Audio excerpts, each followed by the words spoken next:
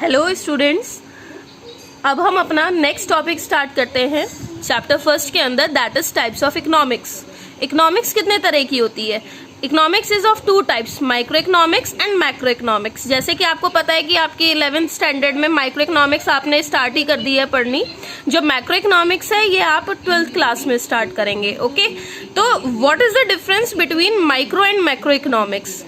So micro economics की अगर हम बात करें तो micro economics is the study of individuals. जब हम माइक्रो इकोनॉमिक्स की बात करते हैं तो यहाँ पर हम इंडिविजुअल्स को स्टडी करते हैं, ठीक है। जैसे कि for example an individual consumer, individual seller, तो वो माइक्रो इकोनॉमिक्स है। जब हम एक सिंगल यूनिट को स्टडी करते हैं, चाहे वो एक सिंगल फैमिली हो, चाहे वो एक सिंगल पर्सन की बात कर रहे हैं दैट इज कंज्यूमर, चाहे सिंगल फर्म की बात कर रहे हैं तो वो माइक्रो स्टडी कहलाएगी, यानी स्मॉल, एट ए स्मॉल लेवल जब हम स्टडी करते हैं तो वो माइक्रो इकोनॉमिक्स कहलाती है। क्लियर?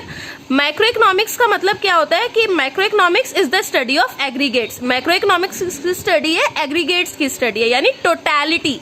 एग्रीगेट्स का क्या मतलब होता है? टोटैलिटी की स्टडी है, ठीक है।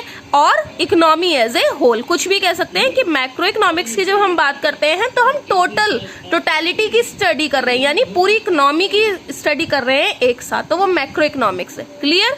माइक्रो में यानी स्टडी ऑफ इंडिविजुअल यूनिट, यानी एक सिंगल की जब हम पर्सन की स्टडी करते हैं तो वो माइक्रो स्टडी कहलाती है।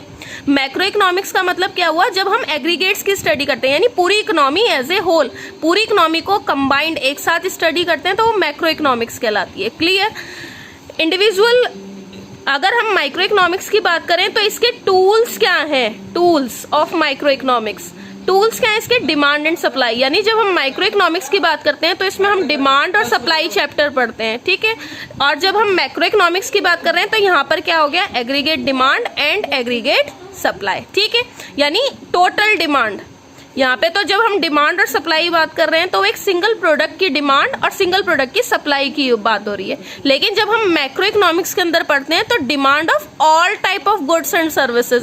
जब हम एग्रीगेट डिमांड बोल रहे हैं तो एग्रीगेट डिमांड का मतलब क्या है कि टोटल डिमांड हर तरह के गुड्स और सर्विसेज की, इसी तरह टोटल सप्लाई हर तरह के गुड्स एंड सर्विसेज की। क्लियर? ये क्या है? अदर नेम कि अगर हम माइक्रो इकोनॉमिक्स की बात करें तो माइक्रो इकोनॉमिक्स को और क्या कहा जा सकता है? प्राइस थ्योरी, ठीक है। Micro economics is also known as price theory and macro economics is also known as income theory. इसको हम इनकम थ्योरी भी कह सकते हैं क्योंकि यहाँ पर माइक्रो के अंदर डिफरेंट प्रोडक्ट्स के प्राइसेस डिसाइड किए जाते हैं और मैक्रो इकोनॉमिक्स की जब हम बात करते हैं तो यहाँ पर नेशनल इनकम, आप एक चैप्टर पढ़ेंगे जब 12th स्टैंडर्ड में जाएंगे तो यहाँ पर नेशनल इनकम, एक टोटल इनकम कैलकुलेट की जाती है, भाई पूरी इकोनॉमी की क्या इनकम है, इसलिए इसको इनकम और एम्प्लॉयमेंट भी बोल सकते हैं कि इनकम एंड एम्प्लॉयमेंट थ्योरी भी कहा जा सकता है मैक्रो इकोनॉमिक्स को। क्लियर? एक पॉइंट अजम्पशन, वैसे हम इसमें क्या पढ़ रहे हैं? इनके डिफरेंस पढ़ रहे हैं। What is the difference between micro and macro economics, ठीक है।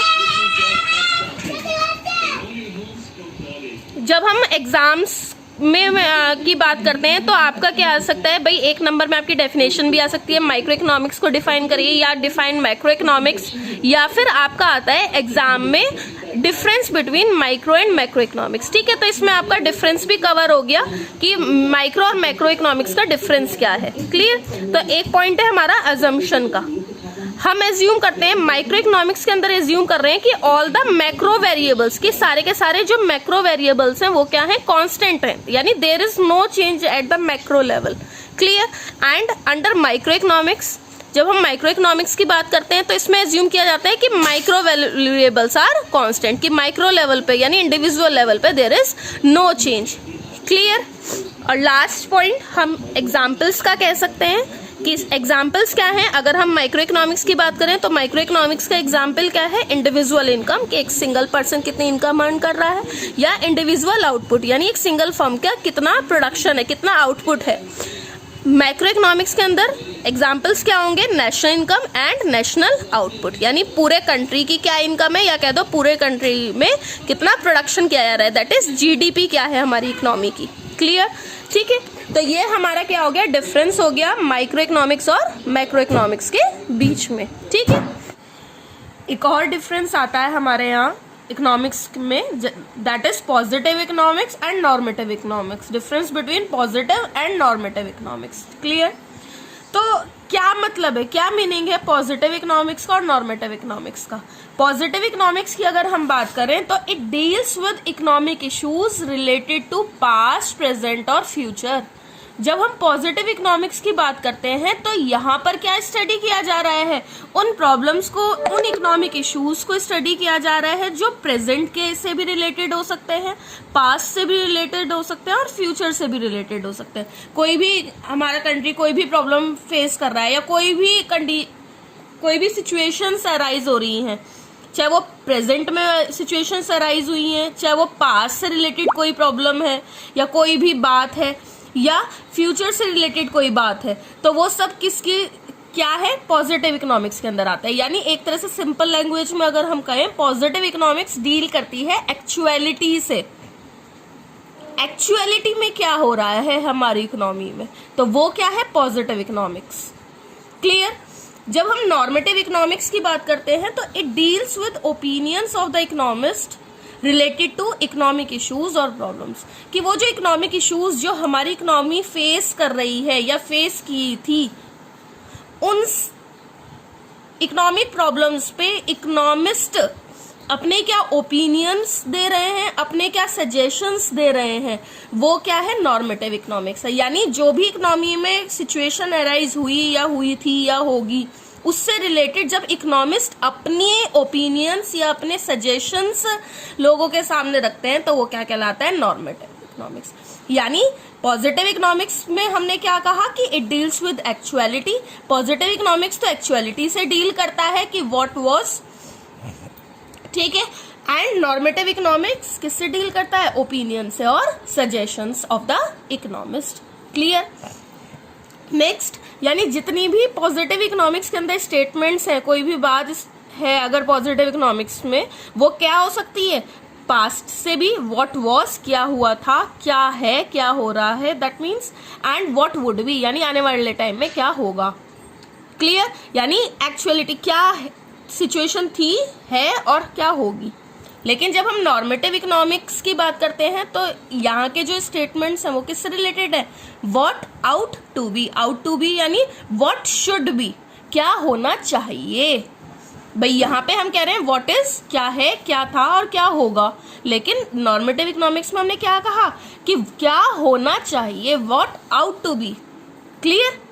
नेक्स्ट, जब हम पॉजिटिव इकोनॉमिक्स की बात कर रहे हैं, मैंने आपको कहा कि ये एक्चुअलिटी से डील करती है।